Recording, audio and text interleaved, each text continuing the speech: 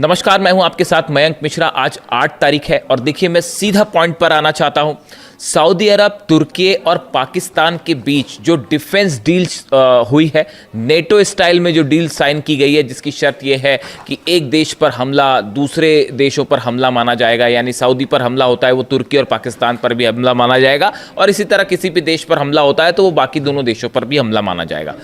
इस defence deal के sign होने के बाद, जिसका नाम मेक्का जॉइंट डिटरेंस एग्रीमेंट रखा गया है, जो एर्दोगन, मोहम्मद बिन सलमान और शहबाज शरीफ के बीच में हुआ, इस एग्रीमेंट के बाद मेरे पास कम से कम 1000 लोगों के ये कमेंट्स आ चुके हैं वीडियोस पे अलग अलग कि आप इसको किस तरह से देख रहे हैं। इस पूरे जो नया ये एक संगठन बन रहा है, ये जो डील हुई है, इसके पीछे का मकसद क्या है और इसकी इनसाइड स्टोरी क्या है। मैं इसीलिए इस पर ये वीडियो बना रहा हूं क्योंकि बहुत सारे लोग ये सवाल कर रहे हैं कि आप इसको कैसा देख रहे हैं। सबसे पहले मैं शुरुआत ये करना चाह रहा हूं कि इसको लेकर ईरान की तरफ से क्या प्रतिक्रिया आई है। ईरान ने सऊदी को क्या जवाब दिया है इस नेटो, जो मुस्लिम नेटो कहा जा रहा है सो कॉल्ड। देखिए, पहली बात तो मेरी व्यक्तिगत राय अगर आप जाने, ईरान को किसी भी ऐसे संगठन में शामिल किए बिना वो संगठन कभी सक्सेसफुल नहीं हो सकता। इस बात को आप नोट करके रखिए। मिडिल ईस्ट का किंग अब ईरान है, मिडिल ईस्ट का बॉस अब ईरान है, इस बात को नोट करके रख लीजिएगा। आगे बढ़ते हैं, ईरान ने क्या जवाब दिया है। Iran has reacted sharply to the new Saudi Arabia Turkey Pakistan mutual defence pact, warning Riyadh that a paper agreement with Turkey and Pakistan will not guarantee its security. Iran ने सीधा सीधा चेतावनी दे दी है सऊदी अरेबिया को और ये कहा है कि अगर कोई पेपर डील आपने साइन कर ली पाकिस्तान या तुर्की के साथ मिलकर, तो ये इस बात की कोई गारंटी नहीं है कि आप सुरक्षित रहोगे। सीधी चेतावनी आई है ईरान की सऊदी अरेबिया के लिए कि पेपर साइन करने से कोई देश सुरक्षित नहीं हो जाता। The landmark deals states that an attack against one country will be regarded as an attack against all three. The warning comes amid escalating Iran-US tension and reports that the Tehran threatened to retaliate against Gulf countries' energy infrastructure if Iranian power plants were attacked. Iran ने एक बार फिर साफ कर दिया है कि अगर Iran के पावर प्लांट्स पर हमले होते हैं तो पूरे अरब देशों के पावर प्लांट तबाह कर दिए जाएंगे, एक भी पावर प्लांट नहीं बनेगा। यानी ईरान ने ये जो नया पैक्ट हुआ है सऊदी, तुर्की और पाकिस्तान के बीच में, इसको लेकर ईरान ने बड़ा एग्रेसिव कमेंट दिया है और ये कहा है कि ये असल में, देखिए, इसके पीछे बड़ी साजिश है। मैं आपको समझाता हूं, लेकिन पहले ईरान का पक्ष रखना ज़रूरी है कि ईरान इसमें क्या चाह रहा है। देखिए, इसमें ईरान की तरफ से 2-3 बातें साफ कर दी गई। पहली बात, सऊदी को सीधी चेतावनी दी गई। ये काफ़ी समय बाद हुआ है ऐसा जब ईरान ने सीधा सीधा सऊदी को वार्निंग दी है। देखिए, अब तक क्या हो रहा था कि ईरान जो है वो अरब देशों को वार्निंग दे रहा था कि अगर हमला होगा तो आपके इंफ्रास्ट्रक्चर पर हमला होगा, या जॉर्डन, बहरीन या जो है वो कुवैत पर हमले होंगे। लेकिन ये काफ़ी दिनों बाद, आप देखिए, पहला मौका है जब ईरान ने सीधा सऊदी को चैलेंज किया है, सऊदी को वार्निंग दी। जिसके बाद ये भी सवाल उठने लगे हैं कि क्या अब आगे ये जंग का रूप धीरे से अमेरिका पीछे हो जाएगा और ये सऊदी वर्सेस ईरान तो नहीं होने जा रहा। खैर, अभी इसका कुछ कह नहीं सकते इसको लेकर, लेकिन फिलहाल जो है बात की, ये ईरान का पॉइंट ऑफ व्यू था। अब आप देखिए, कुछ चीज़ें बड़ी गौर करिए। डोनाल्ड ट्रंप ने हाल ही में एर्दोगन से मुलाकात की थी तुर्की में। दोनों के बीच में काफ़ी चर्चाएं होती हैं। मोहम्मद बिन सलमान की डोनाल्ड ट्रंप से जो है वो फ़ोन पर लंबी बातें होती हैं और शहबाज शरीफ और मुनीर से तो होती है। ऐसे में क्या आपको ये लगता है कि ये जो संगठन नया बना है, मेक्का जॉइंट डिटरेंस एग्रीमेंट, जो सऊदी, तुर्की और पाकिस्तान के बीच में हुआ है, ये क्यों बनाया गया? इसका मकसद क्या है इसको बनाने का? क्या ये इजराइल के खिलाफ संगठन बना है? बिल्कुल नहीं बना, बिल्कुल नहीं बना। इस संगठन से इजराइल के लिए कोई समस्या नहीं है। जब तक अमेरिका बैठा है, ये कोई जो संगठन बना है इजराइल के खिलाफ नहीं बना है। ये देखिए, इसका ईरान को लेकर क्या रुख होगा और इसका अमेरिका को लेकर क्या रुख होगा। ये जो चीज़ें हैं, ये 2 सवाल ऐसे हैं जो बेहद अहम हैं। अगर आप मुझसे व्यक्तिगत राय पूछें तो ये संगठन जो आनन फानन में तेजी से बनाया गया और इन हालात में बनाया गया जब हूती जो है वो नजरान में हमले कर रहे हैं, हूती जो है वो ये दावा कर रहे हैं कि हमने सऊदी के अलाइंड फोर्सेस के 100 लोगों को मार दिया है, हूती ये दावा कर रहे हैं कि हमने 12 टैंकर सऊदी के जला दिए हैं, सारे पोर्ट सऊदी के बंद कर दिए गए हैं और सऊदी का एक बूंद तेल बाहर नहीं निकल पा रहा, सऊदी अपनी रक्षा करने की हालत में है नहीं। ये तो तब है जब हूती हमला कर रहा है, ईरान ने तो हमला किया ही नहीं। ईरान की मिसाइल जब सऊदी में गिर रही हैं तो इंटरसेप्टर्स खत्म हो चुके हैं, लगभग जो है बताया जा रहा है 70% इंटरसेप्टर्स जो है सऊदी के खत्म हो गए, अमेरिका वाली जो पेट्रियट मिसाइल्स थी।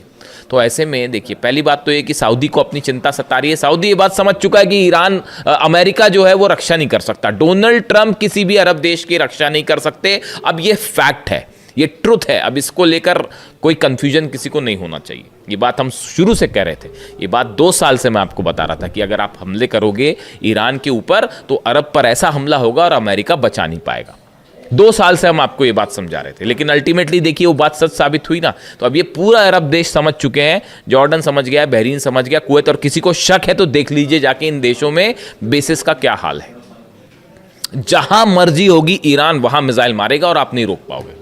बात नंबर 1। तो सऊदी को अपनी सिक्योरिटी की चिंता है कि भाई अमेरिका तो कर नहीं सकता तो कोई दूसरी चीज़ से सिक्योरिटी की जाए, तो इसलिए ये एक पैक्ट साइन किया गया है कि किसी तरह से जो है दूसरे देशों से जो है मदद मिलेगी, हथियारों की मदद मिलेगी, संभवतः ऐसा सोचता होगा सऊदी। दूसरी, जब अमेरिका के पास ही हथियार कम पड़ रहे हैं, देख ही रही है आप, खबर देख ही रहे हैं, डोनाल्ड ट्रंप फंस गए और कितना हैसियत से उनकी लड़ाई हो गई, अपने रक्षा मंत्री से ही सब कुछ चल गया वो। तो जब उसके पास हथियार नहीं बचे तो इनको क्या हथियार देंगे वो समझिए बात। तो सऊदी को पहले अपनी सुरक्षा की चिंता, बात नंबर 1। बात नंबर 2, सऊदी को ये भी लगता है कि ऐसा पैक्ट हो जाएगा तो कल को ईरान के ऊपर दबाव बनाना है या हूती पर दबाव बनाना है या कोई ऐसी सिचुएशन खड़ी हो जाए जिसमें वॉर हो जाए मिडिल ईस्ट में बड़ा, तो उस समय तुर्की और पाकिस्तान और दूसरे देश जो इसमें शामिल हो जाएं, और भी शामिल हो जाएंगे शायद, वो दबाव बनाने के काम आएंगे, कम से कम एक सपोर्ट तो देंगे, सऊदी को बचाने की कोशिश तो करेंगे, बायलैटरल टॉक करके और किसी तरह से बातचीत, हस्तक्षेप करके ईरान को रोकेंगे तो कल को ईरान ने हमला कर दिया। तो ये बात नंबर 2। लेकिन जो तीसरा पॉइंट है ये बेहद अहम है, इसको ध्यान से समझिए।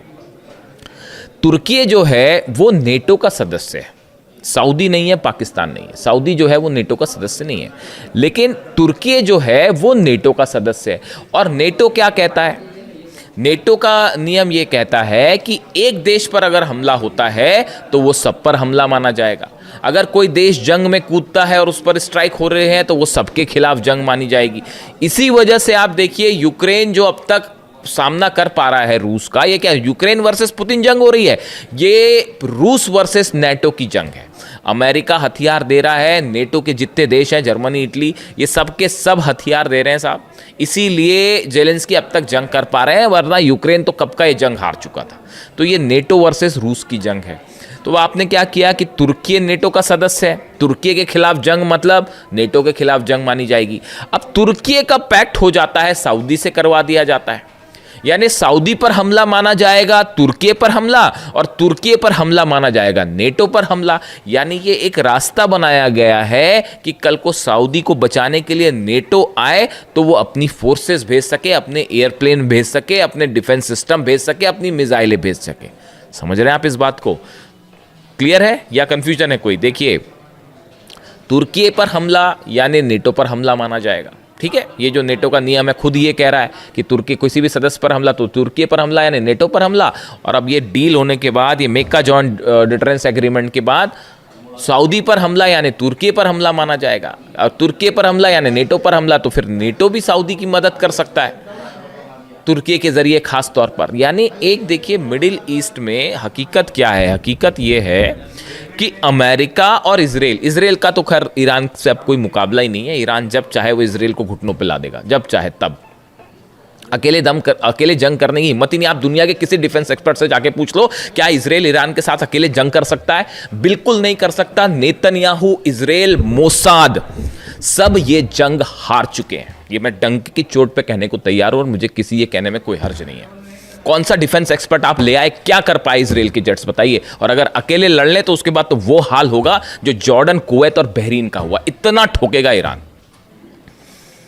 और अभी तो वो सब हथियारों का जिक्र ही नहीं हो रहा है जो चाइना, रशिया ने भेजे, और उनकी जो नई टेक्नोलॉजीज है उसके बारे में तो अभी बात ही नहीं है। बड़े सारे हथियार तो अभी यूज भी नहीं किए गए।